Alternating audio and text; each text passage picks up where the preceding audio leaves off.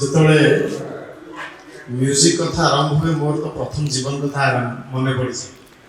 ଯେତେବେଳେ ଆମମାନେ ପ୍ରଥମ କରି ଆଲବମ୍ ଆରମ୍ଭ କରିଥିଲୁ ଏବଂ ଝଙ୍କାର ବୋଲି ଗୋଟେ ପ୍ରଥମେ ଆସିଲା, ସେଥିରେ ମୋର ମନେ ଅଛି ମୋର ପ୍ରଥମ ଗୀତ ଥିଲା ତୋର ମୋର କଥା ହେବା ଟୁଟା ସାଗର କୂଳେ ଦିନେ, ଏମିତି ତାପରେ କେତେ ଦିନ ମୁହଁପତି ବାଟ ଚାଲୁଥିବୁ, ଏବେ ବି ସେଟା ଭଲ ଚାଲିଛି। ତୁ ଚାଲୁଥିଲୁ ତୋ ବାଟରେ ଯାଯାବର, ହଁ ଏ ସହର ଥିଲା ଜଣେ ଯାଯାବର, ଏମିତି ଇଏ ବହୁତ ଆଲବମ୍ରେ ମୁଁ ଅଭିନୟ କରିଥିଲି। ଏବଂ ପ୍ରଥମେ ସିନେମାରେ, ତାପରେ ହେଉଛି ଆଲବମ୍। ଯେତେବେଳେ ଇଣ୍ଡଷ୍ଟ୍ରି ହିନ୍ଦୀ ଗୀତ ବହୁତ ଜୋରେ ଚାଲୁଥିଲା, ସେତେବେଳେ ଆମମାନେ ଓଡ଼ିଆ ଗୀତ ଆଲବମ୍ରେ ଆସିକି ବହୁତ ବଢ଼ିଆ ଭାବରେ ତାକୁ ଚାଲିଲା। ପରବର୍ତ୍ତୀ ସମୟରେ ହିନ୍ଦୀ ଗୀତ ବି ବନ୍ଦ ହେଇଗଲା। ମଝି ପିରିୟଡ଼ ପୁଣି ହିନ୍ଦୀ ଗୀତ ଚାଲିଲା।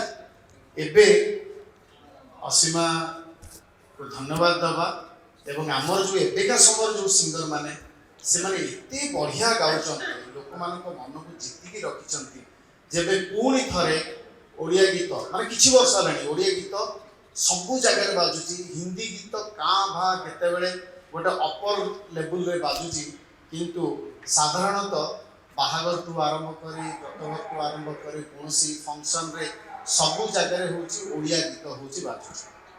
ତେଣୁ ଆଜି ଯେପରି ଭାବରେ ଏତେ ସୁନ୍ଦର କ୍ୟାସେଟ୍ରେ ରକତରେ ଲେଖିଦେଲି ନା ତୋର, ଅସୀମାଙ୍କ ସହିତ ଉଦିତ ନାରାୟଣ ଗାଇଛନ୍ତି। କାରଣ ମୋ ଝିଅ, ମୋର ଆମ ଓଡ଼ିଆ, ତେଣୁ ତା ପାଇଁ ଆଗେ ଆମେ ଗର୍ବ ଅନୁଭବ କରିବା।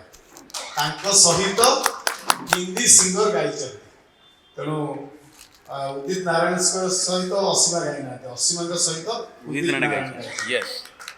ତେଣୁ ମୁଁ ତ ସବୁବେଳେ ମୁଁ ଯେହେତୁ ଓଡ଼ିଆ, ମୋର ଓଡ଼ିଆ କଳାକାରମାନଙ୍କୁ ନେଇକି ମୁଁ ସବୁବେଳେ ପ୍ରଥମେ ଗର୍ବ ଅନୁଭବ କରେ। ତେଣୁ ନିଶ୍ଚିତ ଭାବରେ ଏ ଗୀତକୁ ମୁଁ ଦର୍ଶକମାନଙ୍କୁ ଅନୁରୋଧ କରିବି, ଗୀତକୁ ଆପଣମାନେ ଶୁଣନ୍ତୁ। ଯେମିତି ପୂର୍ବ ଗୀତମାନଙ୍କରେ ଅସୀମାଙ୍କୁ ଆଶୀର୍ବାଦ କରିଛନ୍ତି, ଭଲ ପାଇବା ଦେଇଛନ୍ତି, କୃଷ୍ଣ ଭାଇଙ୍କୁ ଆଶୀର୍ବାଦ କରିଛନ୍ତି, ଏପଟେ ଧୀର ଭାଇ ଅଛନ୍ତି, ବାହୁଡ଼ି ଆମ ଜଗା ଭଳିଆ, ତାଙ୍କ ସହିତ କାମ କରିଥିଲି। ଏବଂ ହାଏ ହାଏ ତ ମଲ୍ଲି ଫୁଲ ଗଜରା, ଏବେ ବି ଯେତେବେଳେ କୌଣସି ରିଆଲିଟି ଶୋରେ ବସେ, ରଜକିନ ହଉ ବା ଯେକୌଣସି ରିଆଲିଟି ଶୋ, ଯେତେବେଳେ ତା ଦେହରେ ଗୋଟେ ଗଜରା ଲଗେଇବାର ଗୋଟେ ଥାଏ, ପିଲାମାନେ ଝିଅମାନେ ଗଜରା ତିଆରି କରନ୍ତି। ଯେତେ ବର୍ଷ ହେଲାଣି ଏଇ ଗୀତଟା ହେଉଛି ଗୋଟେ କାଳଜୟୀ ଗୀତ। ସବୁବେଳେ ଏଇ ଗୀତଟି ବାଜେ, ହାଏ ହାଏ ତ ମଲ୍ଲି ଫୁଲ ଗଜରା ମୋତେ ଶୁଆଇ ଦେଇନି ରାତି ସାରା। ତେଣୁ ନିଶ୍ଚିତ ଭାବରେ ଗୀତର ସ୍ରଷ୍ଟା ଯିଏ, ସେମାନେ ଗୋଟେ ହେଉଛି ବ୍ରହ୍ମା, ଯିଏ ନୂଆ ତିଆରି କରନ୍ତି, ସେମାନେ ତିଆରି କରନ୍ତି, ଗୋଟେ ନୂଆ ଜନ୍ମ ଦିଅନ୍ତି।